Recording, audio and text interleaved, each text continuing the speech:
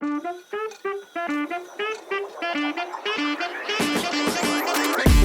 to the All Kids Can podcast, dedicated to supporting parents on their journey to nurture happy, successful children in every facet of life, particularly their journey through their education.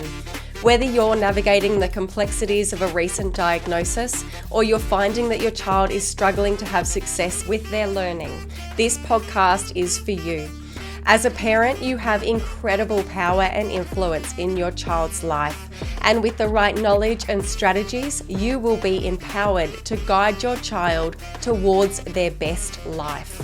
I'm your host, Christy Howarth, accredited dyslexia therapist, special education teacher, family coach, and mum of two brilliantly neurospicy kids of my own.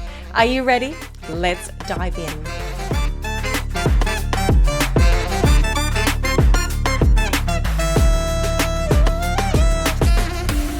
Welcome back to another episode of the All Kids Can podcast.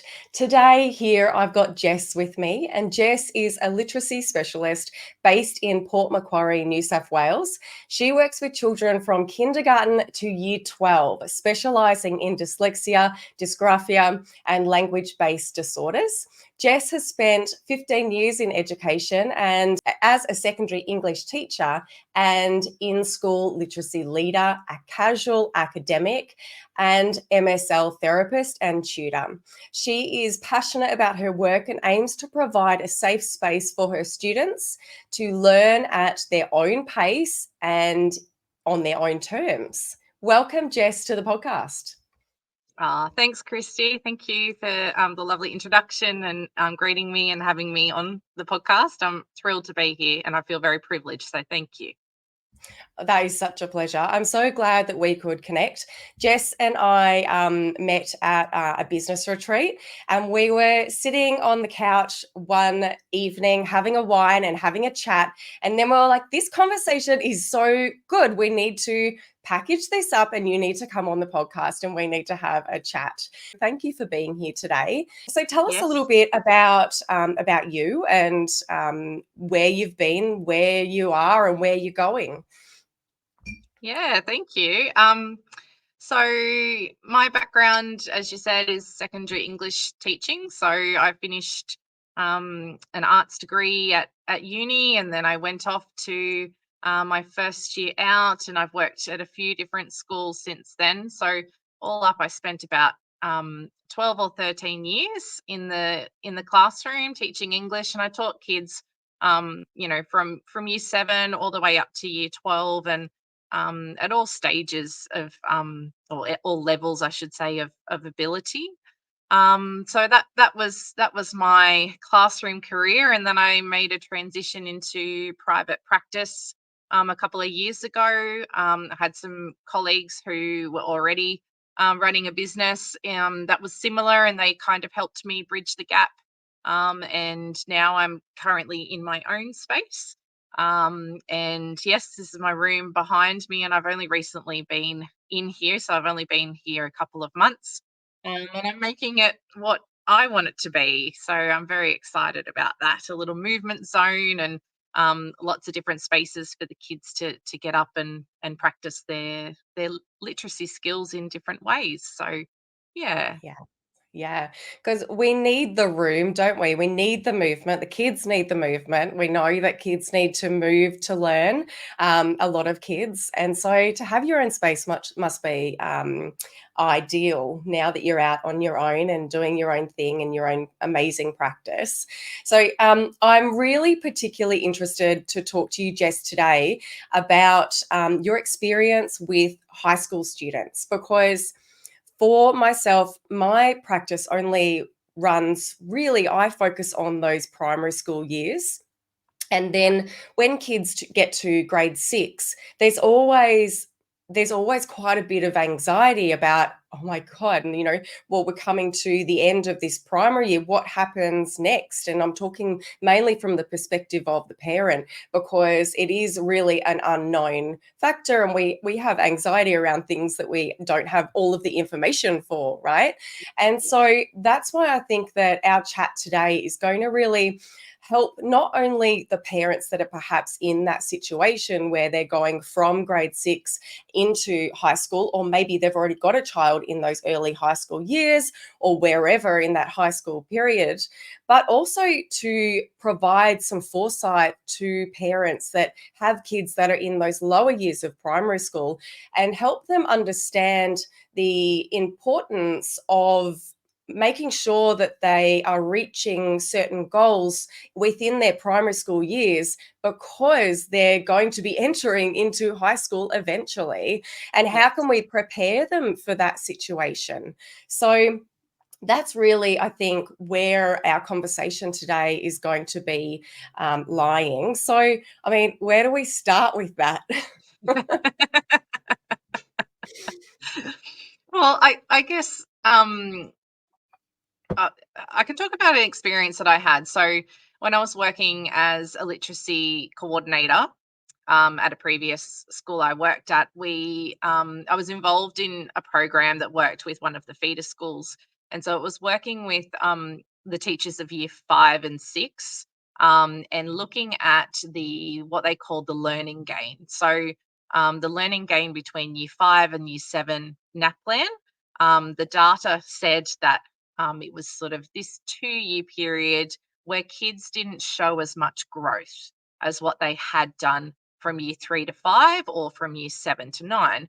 And so the diocese I was working with ran a program because they had this question mark. They wanted to investigate, why weren't the kids showing the growth in literacy and reading and writing, the language conventions and grammar.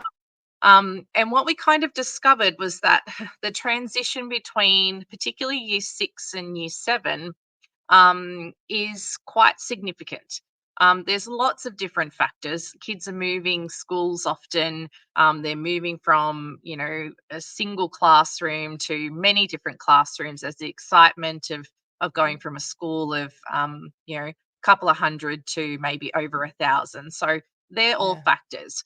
But that aside, the question was, what is happening in year 5 and year 6 and then early year 7 around these literacy goals? And in my work with these teachers, what we kind of discovered was that um, the approaches around writing instruction in particular were very, very important to enable the kids to have the skills that they needed to be able to make a smooth transition into year 7. Once they get into year 7, the level of literacy instruction changes. So we have what's called cross curricular literacy instruction. So it's the assumption, it's part of the Australian curriculum, it's a cross curriculum priority that literacy is worked with across all subjects. All Right. But that's teachers are also the teachers of same, literacy. isn't it, with primary too, Jess? They Mm, say, I mean, it's the cornerstone of our education, which is yes, literacy and being literate. Yep. Yep. yes, But is it yes. so more so in high school years? Is that what you mean? I think the difference being is that our wonderful primary school teachers are trained as cross curricular um, specialists, I guess, in a way. I've heard, I had a colleague say, well, we're a jack of all trades. So the Mm. primary school teachers are, they're doing the maths, the science, the TAS, they're doing everything. Um, Yep. when when our students move into high school, the training of our high school teachers, um, traditionally has not always had a focus on literacy.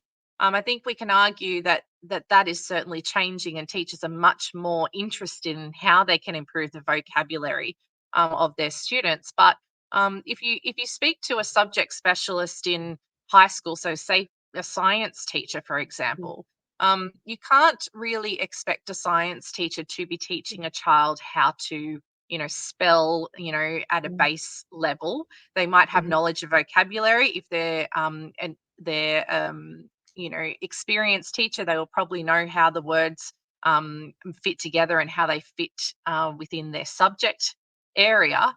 Mm. But I think it is quite an expectation for people to to think that, our science teacher, for example, or our PE teachers, for example, would be able to instruct kids on sentence types or sentence structures or how to write coherent, um, sentences.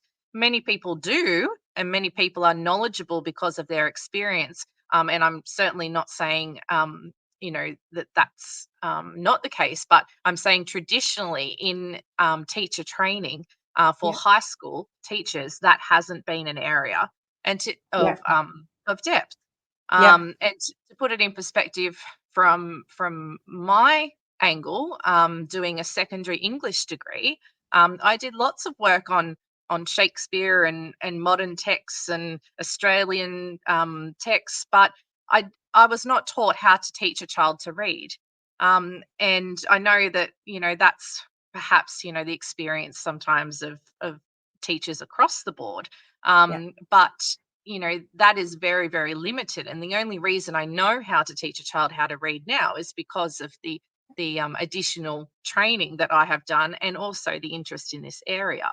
Right. So So are I you think, saying, Jess, that there was sort of like more of an assumption being that high school teacher and doing the English specialty that you did to teach kids Shakespeare and all of those sorts of things, you were sort of put through that training with the assumption that you wouldn't need to teach kids how to read because that would already be established? yes, correct. Mm. And Mm. to a certain point that, I'll be teaching kids about more complex sentence structures, paragraph and text level instruction. And my experience has particularly been, as time has gone on, that we have had more and more kids, to no fault of their own, and often to not to the fault of primary school teachers either. But we've had more and more kids coming into year 7 and year 8 who need that real base level instruction. And the challenges is that we go from having a 2-hour literacy block in primary school in the morning, to seeing a range of teachers. And if we look at English, as English in secondary is a literature based subject with literacy thrown in as well. They go from a 2-hour literacy block in the morning every day to maybe seeing a teacher only 6 or 7 times across a fortnight for a 40 or 50-minute period. So that's why it becomes imperative, that subject teachers across the subjects in high school are doing literacy or teaching literacy. But that really requires them to be trained and them to be passionate and interested in that, Mm. and also being able to teach within, quite a knowledge rich, or knowledge heavy curriculum. Yeah, yeah. It does make sense because not being able to read and write is going to affect every subject. So, the more Absolutely. assistance and support that we can give kids in those high school years, the better. Is it a realistic goal, do you think, for this to roll out one day? I think there are certainly challenges with the structure of the high school setup. I think the the movement of children between classes of very separate subjects. I think we have to acknowledge that our high school teachers can see 100 plus kids every day, and need to know their strengths, their weaknesses, their challenges. Perhaps if they are neurodivergent, what are the additional support that they require? That's a lot. And then if you throw in the mix a subject teacher, perhaps, who is fantastic at their discipline and their discipline knowledge, however, they have a limitation with regards to the know-how with sentence and spelling and text Mm. level literacy instruction. Mm. That's a really a big factor and a big thing for us to consider. And I think, um, our teachers are trying their best, but I do feel that there are limitations within the structure that we have, Yeah, yeah, set up for our secondary. Um, yeah. yeah. And so that I guess my my big push with the parents that I see is that, you know, the earlier the intervention can be for those students encountering difficulties, the better. I mean, it's not a case of, if students come and they're older, there's always things that we can do and there's always help that we can offer. But if we can remedy those gaps, um, you know, by the end of primary school, then it really does help those students as they make their transition to a really busy environment, with very complex texts. And the assumption that kids are going to be able to read and digest and comprehend those texts and respond to them, it becomes an expectation that is, um, more common, I guess, amongst at a secondary level. Yeah. And so when they do get into high school, when kids get into high school and perhaps they maybe haven't had the level of support throughout their primary school years, how can we assist those kids if they get into year seven? And do they have the same curriculum as everyone else, or can it be varied? And then, if it can be varied, how does that affect their outcomes in terms of reaching that year 12 mark? And then I think, well, what kind of accommodations then can we put into place for these kids to make sure that they're able to access the curriculum? It really does come down to the individual support teams, that the schools have. In my career, I've worked with really wonderful support teams. So I would suggest that it is important for parents, with that transition from year 6 to year 7, that they are advocates for their child, in that they make specific communication with the school, to identify those challenges, or to make sure that there is communication moving across from the primary into the secondary context. There are different supports. There are, of course, remedial, um, classes or opportunities, but you normally will find, that there will be remedial options for English and for maths, but there are normally more mainstream class groupings, for the other students. Um, the different schools vary, of course, and have different setups, but that's been my experience. And so your child or a student will find themselves often in a class that has a mixture of abilities. And if that's the case, then that communication with the teacher, and making sure that, the child is, I say child, but it's a young person by the time they're coming into high school. And I think they themselves are starting to become their own advocate. A lot of the kids that I work with are starting to identify what works for them. Whether that, Mhm. if they listen to an audio book, around the topic, or watch a documentary and work on some background knowledge, that will help them with a possible writing task, or they know that they need additional scaffolding, or they need to sit down with the teacher just to confirm, what they've interpreted is the right interpretation, for example, Mm. of what they Mhm. need to do. um, and I think keeping in mind that these teachers are time poor, and they're often energy poor too. And so if you have a child in your classroom, okay, the one class that you see for 40-50 minutes each day, having a child that puts their hand up and says, I need this, or a little reminder that, this is on my adjustment plan, this is what I'm having, Mhm. is good. And I know that not all kids can do that for Mm. varied reasons, but as parents, I think it's really valuable for us to be coaching our kids Yes. about how they can advocate for what they need exactly. And it's Yeah. often, if your child isn't receiving an adjustment or a support, then sometimes the teacher just needs to be reminded of that. And it's Yeah. not because the teacher's, overlooking it or anything. Sometimes they just need a reminder. And whether that's, a polite email, polite phone call, or young person saying, I have this challenge. and that means that, I'm entitled to X, Y, and Z, particularly around assessment tasks too. Um, having a plan in place and knowing, or your child actually knowing what they're entitled to. I get Mm. extra time. I have somebody who, is a reader or a scribe for me.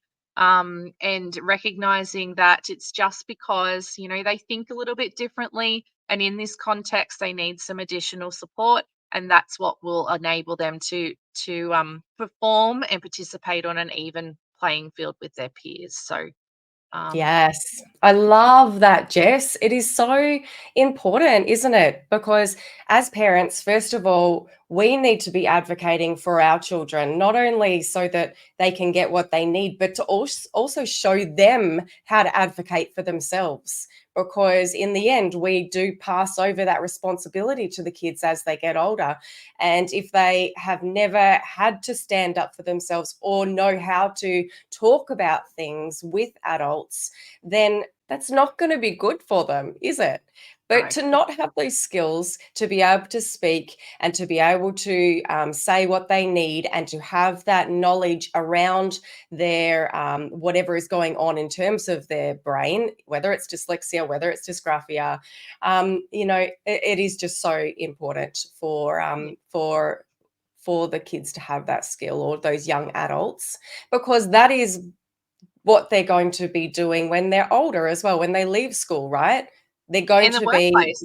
Yeah. yeah, And it yeah, doesn't have to be a case of, them doing it in the middle of class in front of everybody. It can just be yeah, a really private thing, and it can be on a piece of paper, can be a little conversation, can be an email. I mean, teachers and students are contacting each other via email all the time now.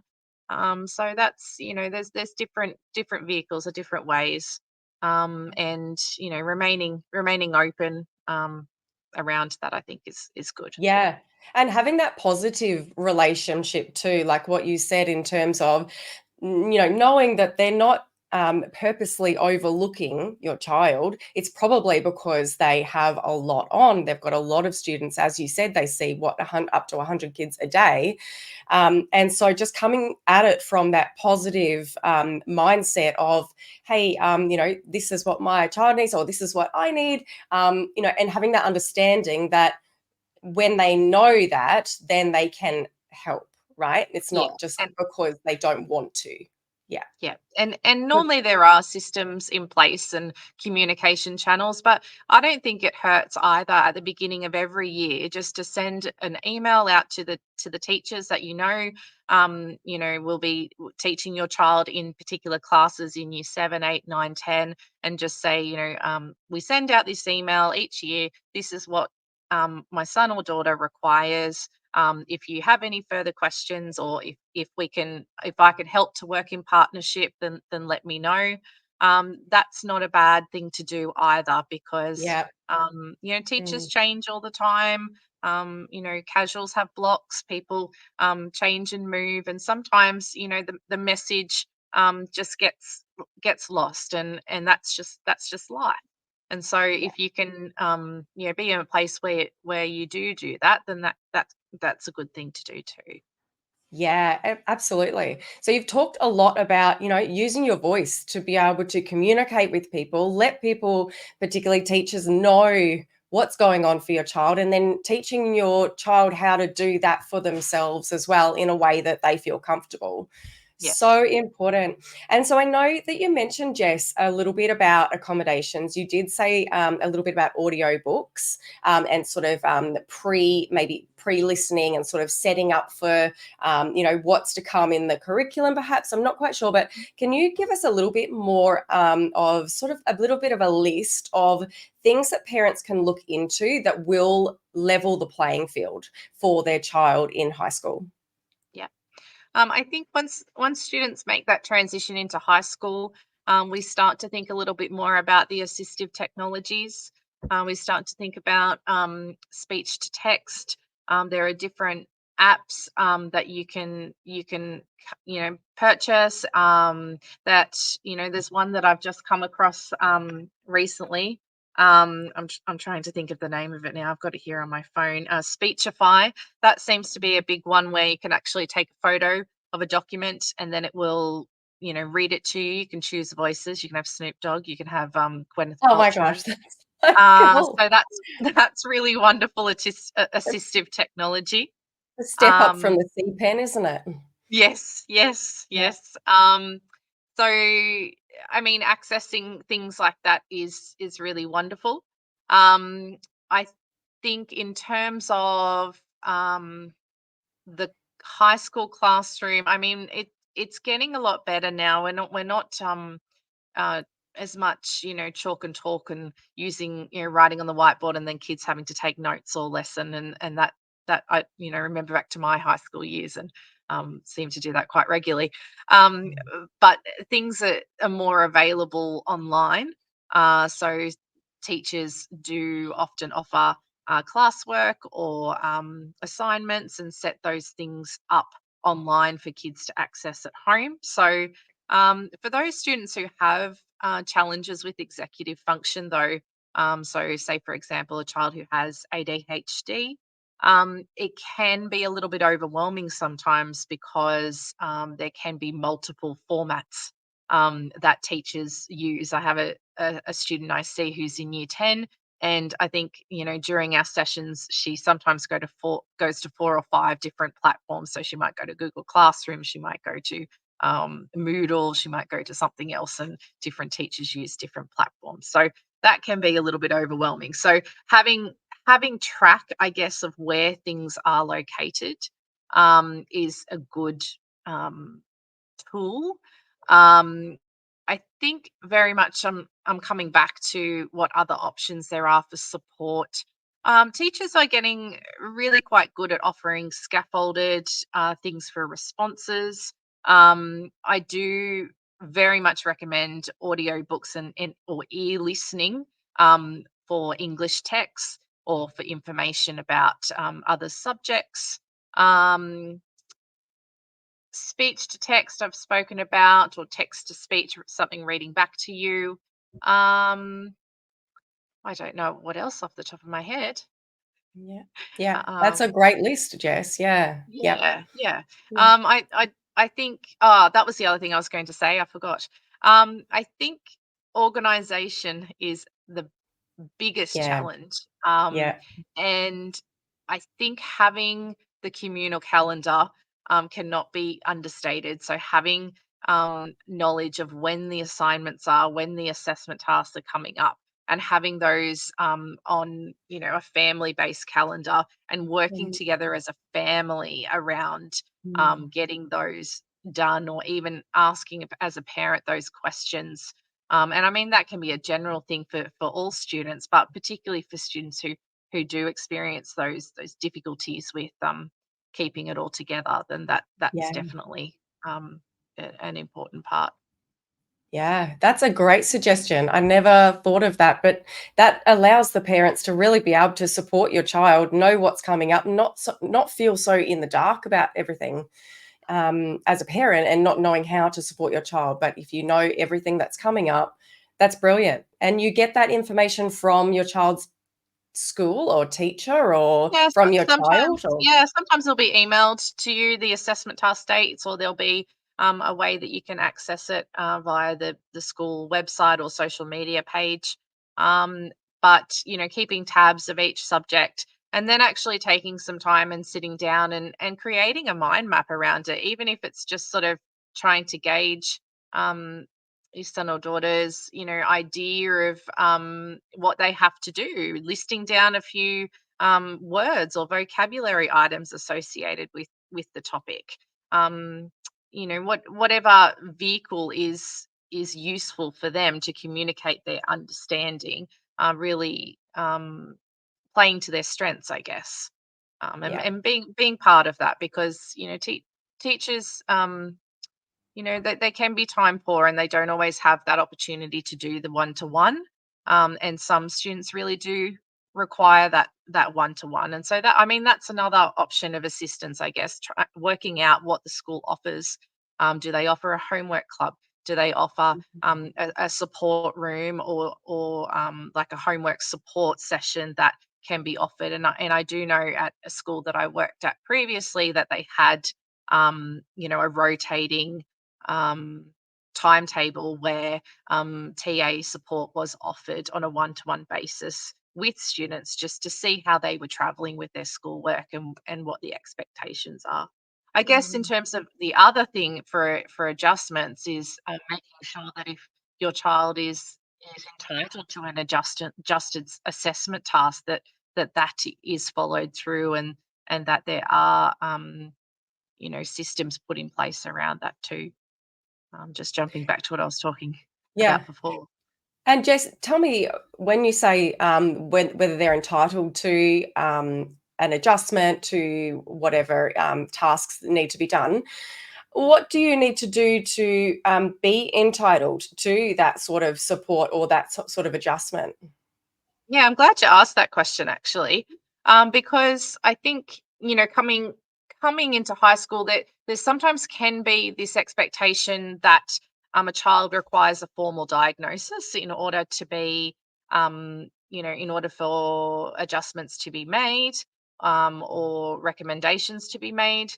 There's something that's called an imputed disability. So this is the idea that if a child is showing markers that they may be encountering some difficulties, say, for example, in spelling, or reading fluency, for example, then they can be identified as potentially having a disability, and therefore requiring some additional support in order to allow them to access the curriculum on the same basis as their peers.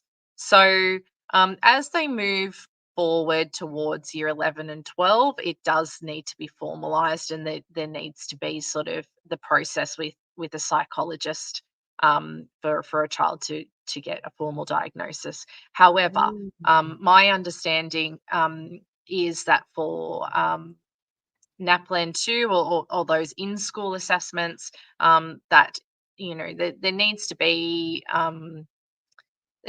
the evidence or the assessment background, but that can be done at an in-school level, to identify or flag that this child is needing a little bit of extra assistance. So that's Okay. that's my understanding.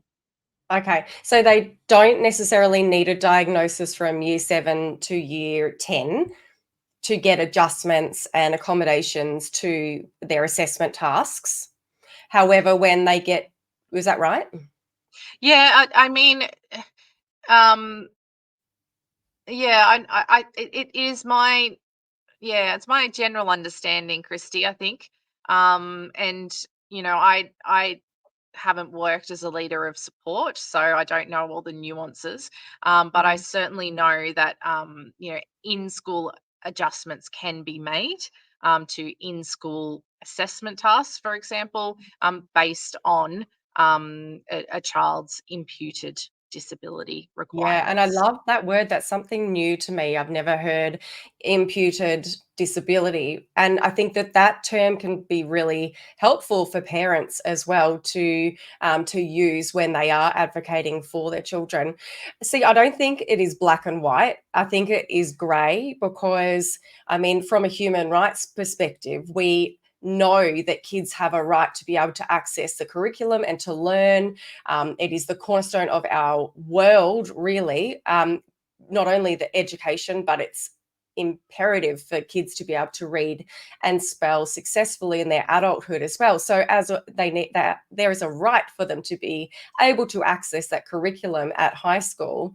Um, and so when kids are denied that right, and maybe when they don't have a diagnosis, and sometimes it is left up to the discretion of the school, right, and of the leadership of that school. So do Yes. you know much about what parents can do at that point if they find themselves at loggerheads with the school, knowing that their child needs extra support or needs those accommodations, but the school is refusing it?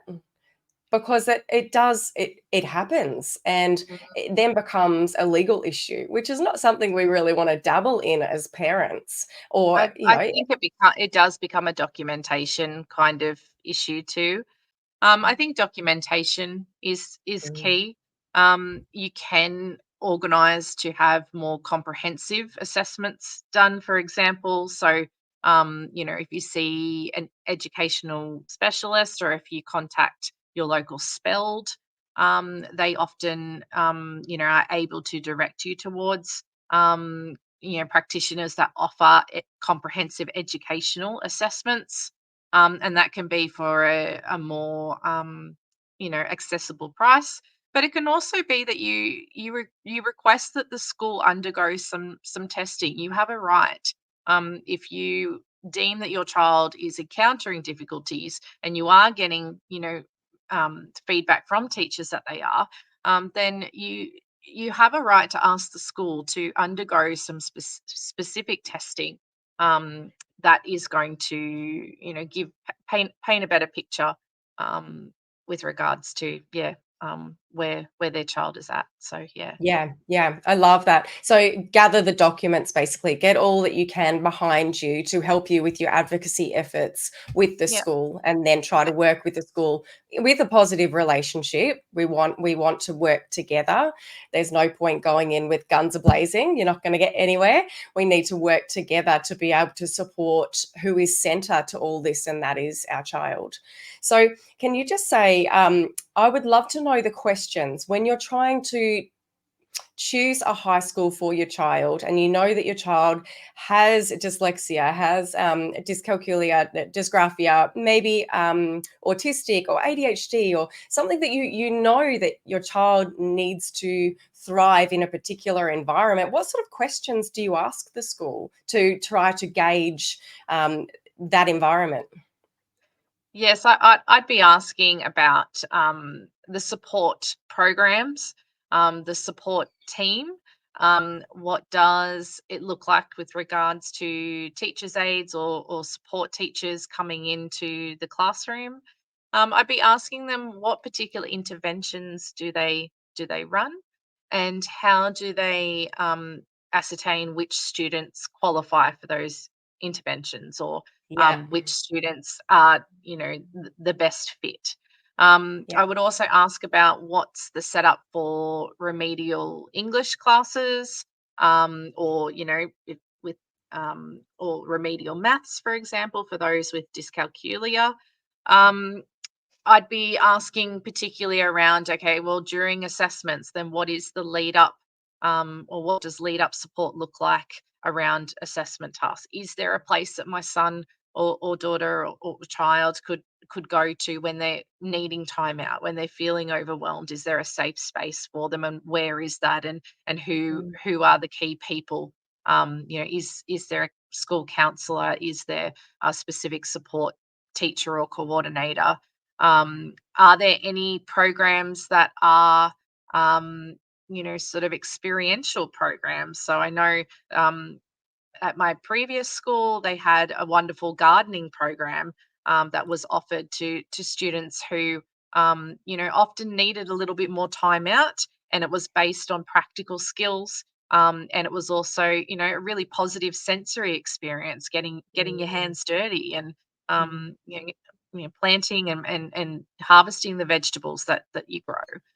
So mm. so incentives and things like that, and sometimes for the boys, particularly for the high school boys, what do they offer in terms of tech? Like, do they offer, projects or external, extracurricular things that are around building more hands on skills? Because, that's often something that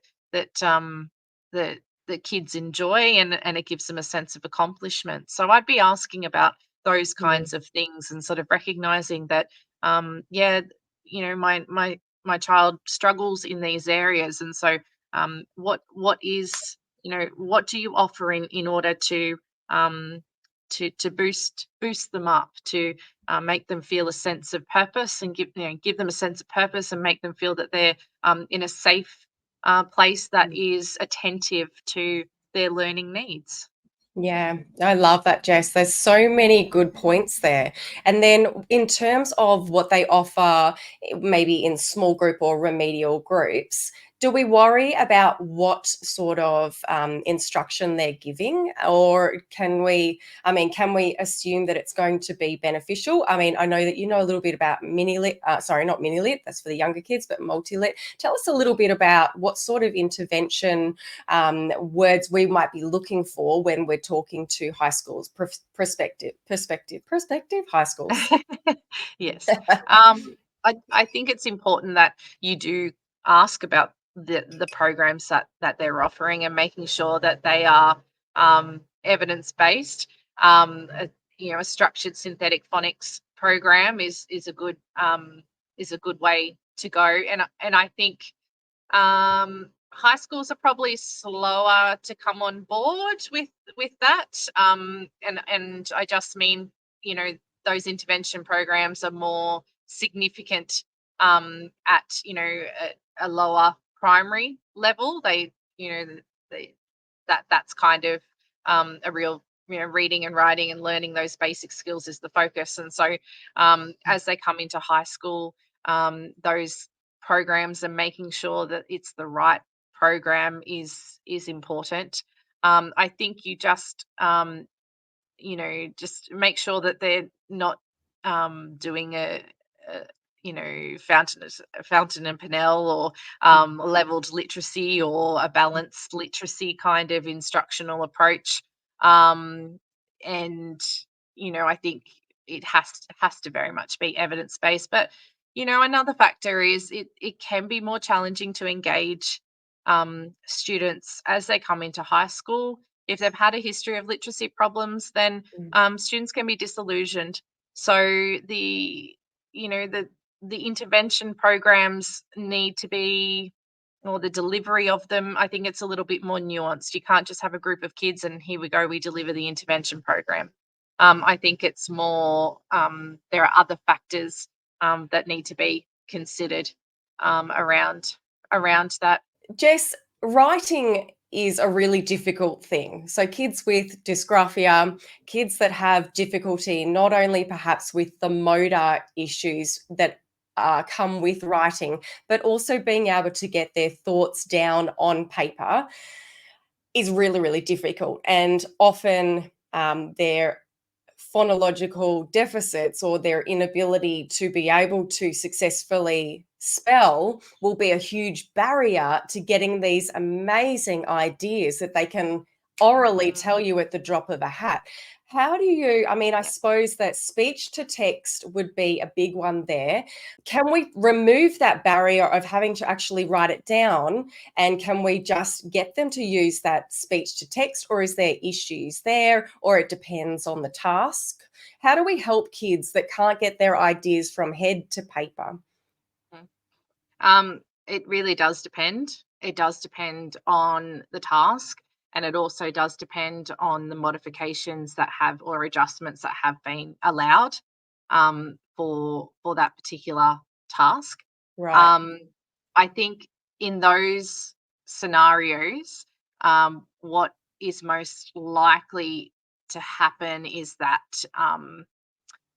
teacher support would assist a child with that. So, say for example, if I had a child with dysgraphia who really struggled to put their sentences together in a coherent way, I might ask them probing questions about the topic, and then I might make a list of vocabulary words. This is if I was in a support role, Right. and then I might make a list of different ideas that they've given me in dot point form, and then Mhm. we might work together to put that together in a written text.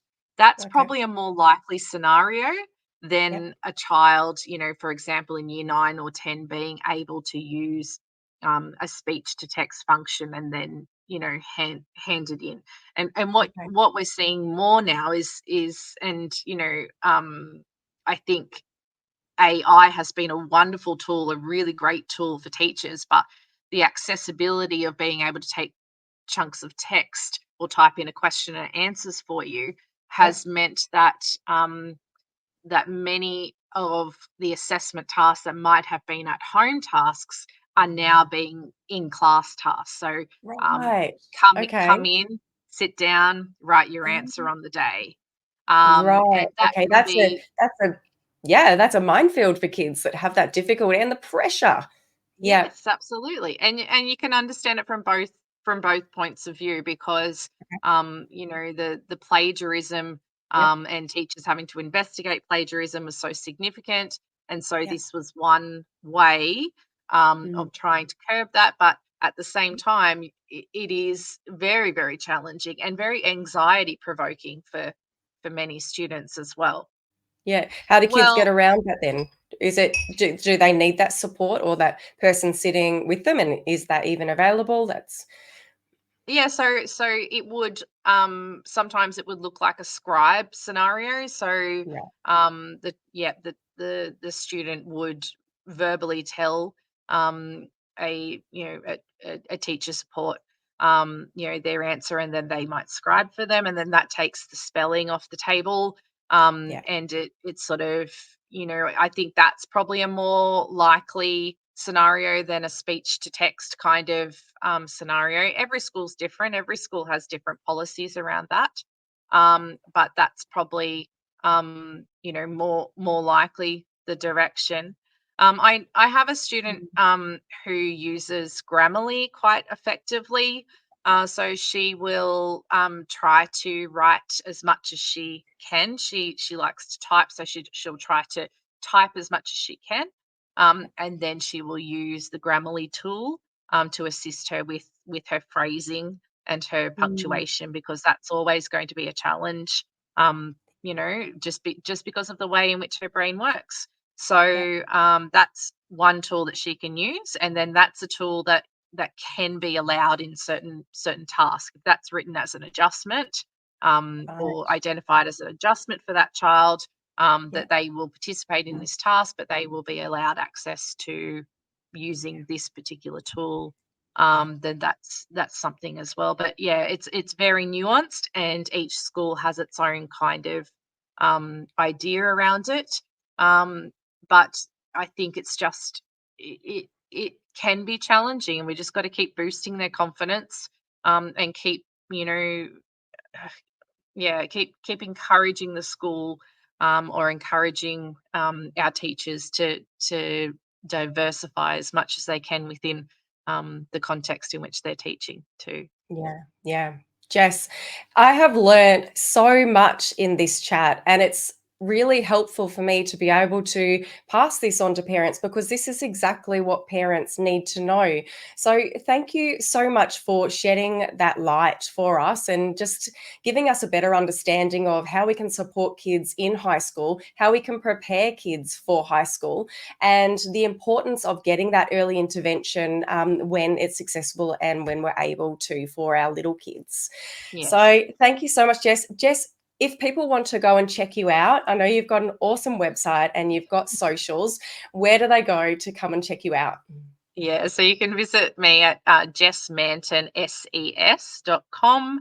And that's the same on my Instagram handle and my Facebook. But Christy knows I'm still in the development stages of my social media awareness, so bear with me there. But yes, I do have a nice website that somebody did nicely for me. So check me out Yeah. there if you'd like, or check out my information there. Yeah, absolutely. Thank you so much, Jess, for your time. Thanks, Christy. I really appreciate the opportunity. You've been listening to the All Kids Can podcast. If you like what you've heard on today's episode, I would be grateful if you could take a minute to leave a rating or a review. Thank you for helping us grow and be visible to parents who can benefit from the information in this show. Lastly, if you're not already part of the All Kids Can community, sign up at our website for your free weekly newsletter, links to new podcast episodes, and up-to-date information on our offerings. Head to allkidscan.com.au to sign up and learn more.